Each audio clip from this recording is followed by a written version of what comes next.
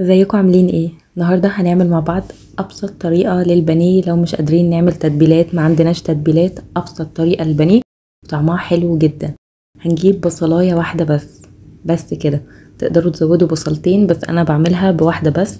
جبت البصلايه وقطعتها مربعات، حطيتها في الطبق وحطيت عليها معلقه صغيره ملح ونص معلقه صغيره فلفل، وقلبتهم مع البصلة، وبعدين نزلت عليهم كوباية مية كاملة. هنقلب بقى المية مع الملح والفلفل، وطبعا الفراخ نكون قبل كل ده غسلينها ومنضفينها، ونقلبهم مع بعض ونغطيهم بقى لحد وقت ما نيجي نحمرهم. وممكن كمان الطريقة دي نشويهم لو احنا مش عايزين نحمرهم. تحمير بقى هنحتاج بيضة، بس قبل ما نستخدم البيضة لازم نصفي المية اللي احنا كنا حاطينها في الفراخ، يعني تبقى الفراخ بس من غير المية.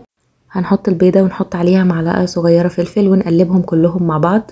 وبعد كده نجيب البقسماط بتاعنا اي نوع انتوا بتحبوه، وكمان استخدمت عليه الكريسبي ده عشان يديله قرمشه كده، بجيبه برده من السوبر ماركت او من اي عطار. حطيت عليه شويه، وبعد كده حطيت البانيه في الكريسبي ودوست عليه كويس جدا، وخلصت الكميه كلها زي ما انتم شايفين كده. بعد كده حمرناهم في الزيت لحد ما تاخد اللون الحلو اللي هتشوفوه بعد شويه.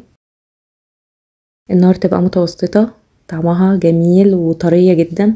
البصل مع الميه بيطروا الفراخ قوي، وكمان الكريسبي بيديها قرمشه حلوه قوي قوي قوي. عايزين بقى تكتروا الكريسبي كتروا الكميه، عايزينها مش مقرمشه قوي خلوا الكميه متوسطه. شايفين بقى شكلها ولونها بجد تفتح النفس، وطريه بشكل مش طبيعي، طعمها حلو قوي قوي قوي. اعملوها بقى في سندوتشات كده بتبقى تحفه، او جنب المكرونه. جربوها، متنسوش تقولوا لي رايكم في الكومنتات، ولو عجبكم الفيديو اعملوا لايك وشير واشتراك للقناه، وبألف هنا عليكم.